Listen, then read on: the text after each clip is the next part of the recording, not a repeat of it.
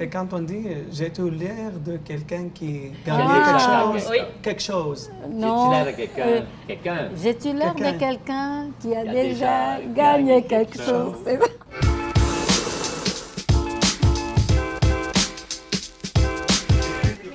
50 ans après la création de la pièce phare de Michel Tremblay, on a fait découvrir les belles sœurs à Martine et Moyade, des réfugiés respectivement du Congo et de la Syrie qui ont décidé de refaire leur vie ici. Aujourd'hui, on essaie de comprendre ce que la pièce révèle sur nous, sur notre patrimoine, avec eux et René Richard Cyr, metteur en scène de la toute dernière mouture de la pièce qui va être présentée cet automne à la Place des Arts.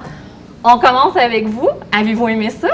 Oui, j'ai vraiment beaucoup aimé la pièce. Ça m'a complètement retrempée. Il y a encore beaucoup de femmes en Afrique, exactement chez moi, au pays, qui sont encore dans cette situation. Parce qu'il y a beaucoup de femmes qui vraiment souffrent encore aujourd'hui. Ils travaillent beaucoup. C'est eux qui doivent éduquer les enfants. C'est eux qui doivent faire le ménage. En plus aussi, supporter tous les caprices de l'homme.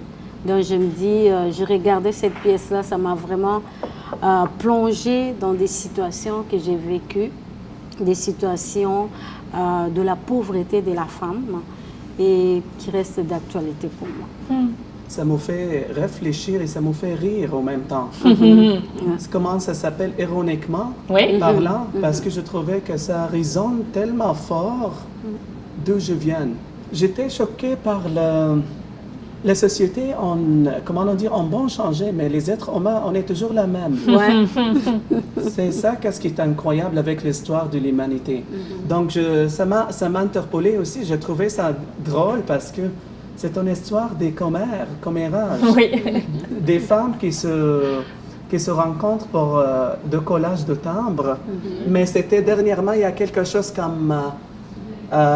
ils se rencontraient pour se défoler de la lourdeur de la lourdeur de leur vie. Je trouvais ça aussi intéressant parce que c'est un mix de la religion. Ça me rappelle aujourd'hui aussi parce que la religion, toujours chez nous, ça résonne tellement fort parce que les gens c'est comme un mélange de tradition et religion, c'est comme un mélange combustible. Je n'ai pas pensé que l'ordre de la religion, de le catholicisme, surtout au Québec, c'était assez lourd. Parce que tu es arrivé ici il y a près de 3 ans, justement en quête de liberté, en sachant pas que ça fait pas si longtemps qu'ici on y touche. Exactement, ça m'a estomaqué pour quelqu'un qui je vois toujours la vie en rose, et ici, surtout ici, pour quelqu'un qui vient d'arriver. Ce qui est troublant, c'est aussi de pouvoir dire je sais tout ça, je parle, je dis, je chante, je crie, je hurle, mais je vais revenir à la même situation demain. C'est-à-dire, c'est comme si toutes ces femmes-là sont coincées d'une certaine façon à refaire la même vie. C'est quand même formidable que Tremblay ait pu écrire autant de blagues, de moments où on rit, où c'est très vivifiant, mais où on sent, puis c'est beau de vous entendre parler, où on sent quand même toute cette vérité-là, puis cette réalité sociologique-là qui est là en dessous, derrière, tout le temps. Puis vous avez raison de dire l'énorme pouvoir de la religion, l'énorme pouvoir qu'avaient les hommes, de le refaire après 50 ans, c'est comme si ça me permet de voir le chemin qu'on a parcouru et celui qui reste à faire. Et justement, on a parlé de ce que ça vous a appris sur l'histoire, mais je pense que 50 ans plus tard, ça parle encore de nous aujourd'hui, cette pièce-là. Ce qui est formidable, c'est de pouvoir vous entendre, c'est-à-dire ça demeure quand même la pièce québécoise la plus jouée à travers le monde. Elle a été traduite, je ne sais pas dans combien de langues, une quarantaine de langues. C'est des archétypes qu'on trouve partout. C'est pas pour rien que cette pièce-là a voyagé partout à travers le monde, puis je vous rejoins également. Puis qu'est-ce qu'elle dit sur le Québec d'aujourd'hui? Sur le chemin qu'il nous reste à faire? Je prends l'exemple, mettons, du personnage de la jeune qui hésite entre l'avortement et avoir son enfant. C'est sûr qu'au moment où la pièce est écrite, l'autre, elle lui donne le numéro d'un docteur sur un papier en disant « Ne t'en fais pas, il en fait 2-3 par semaine. Pas très... Déjà, tu vois que cette situation-là a avancé, qu'on parle d'avortement sur scène et il n'y a personne qui fait « Oh, oh, oh, oh. » Et pourtant, quand on l'a fait en anglais, on voyait qu'il y avait des gens que ça, étonnamment, y avait des jeunes qui sont venus me voir en disant « Hey, they talk about abortion on stage. » Tu sais, ils étaient comme très, très surpris de ça. Oui. Il y a des gens qui sont... je me rappelle d'un soir où il y a 2 dames qui sont sorties, comme si ça avait encore un impact sur une société peut-être un peu plus square, un peu plus moins open mind. Oui. Qu'est-ce que ça dit sur notre société d'aujourd'hui? Premièrement, je pense que le plus beau, c'est que ça dit d'où on vient. Oui.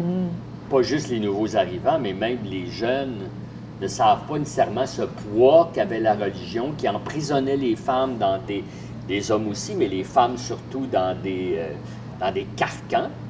On sait la misère, elles disent la misère, mais ce que je veux saluer, c'est oui, j'ai 8 enfants à la maison, oui, mon mari me viole matin et soir, oui, mais je me relève le lendemain et je garde la joie du combat et le combat de la joie, c'est-à-dire que plutôt que de dire je suis plus capable de rien faire, c'est de dire...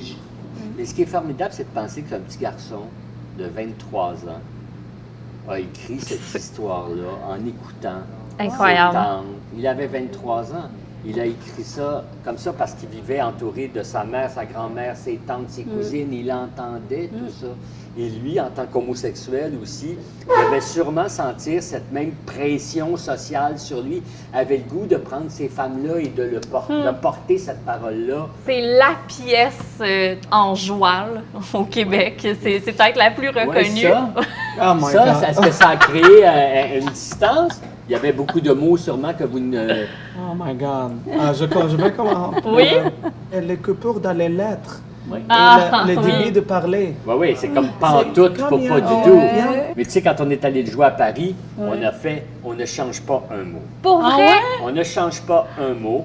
Qu'est-ce qu'ils font, les Français? Ils ont capoté. Ils ont capoté, mais ils reconnaissaient aussi une vieille langue d'ancêtre. Les hommes arrivaient avec la langue anglaise au travail. Ils arrivaient à la maison, puis ils disaient « Oh, il est smart ». Puis la femme l'entendait, puis elle disait « C'est vrai qu'il est smart ». Même si tu ne comprends pas le mot exactement, le feeling, tu le ressens, l'émotion, tu comprends. La façon dont on parle ici, c'est tellement passionné, là. Oui. Il y a quelque chose qui se passe dans le cerveau des Québécois, je sais pas. C'est enflammé. Enflammé, la façon dont on parle. C'est comme on a... C'est peut-être parce que c'est une langue de survie. Peut-être parce que c'est une langue qui est en péril.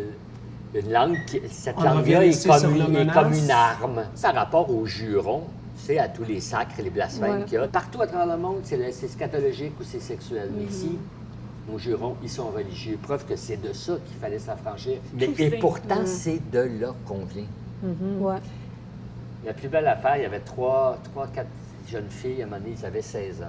Puis je les regardais pendant le show. Puis elles riaient. Je me disais, elles aiment ça. Puis j'étais pas étonné, mais je suis allé les voir. Je dis, ça, là, ces madames-là, c'est pas ta mère. Elle dit, ben non. C'est pas ta grand-mère. Ben non. Puis là, elle m'a dit la plus belle phrase du monde. Elle dit, on les connaît pas, mais on les reconnaît. C'est de là qu'on vient. Puis c'est de là que tu viens aussi. Ta mère t'a aimé comme ou ta mère, puis vous aimez votre fils, puis etc. Si on a évolué, si notre société est plus ouverte et plus éduquée et plus instruite, c'est à cause de nos mères. C'est pour ça que je me dis le spectacle est un énorme hommage à nos mères, nos grands-mères. C'est souvent les hommes qui viennent en pleurant nous dire bravo. Ah oui? Souvent, c'est les hommes qui sont comme touchés d'avoir vu ces belles grosses femmes-là, d'avoir vu ces mères, ces grands-mères. Ils reconnaissent que c'est de là où on vient, puis ils sont touchés qu'on leur rende hommage. Donc, que vous puissiez vous y reconnaître, que tu puisses aussi avoir des références qui sont, dans le fond, pas si loin de ça. Ça donne juste raison à Tremblay de dire plus t'es personnel, plus t'es universel. Vraiment. Puis ça a permis à Martine de comprendre l'amour de son fils pour le bingo. Ouais. Un nouvel amour. Oui, ben tout le temps, il me disait, on a fait le bingo à l'école, on a fait le bingo. Ben écoute, bingo, moi, ça me disait pas grand-chose. Quand j'ai vu la pièce, j'ai dit, ah, c'est tant que ça. Tu as maintenant compris que ça faisait partie de notre ça identité. Ça faisait vraiment partie, oui, de l'identité. Comme ça, je commence à prendre aussi la petite chanson qui accompagne l'extrait, bingo.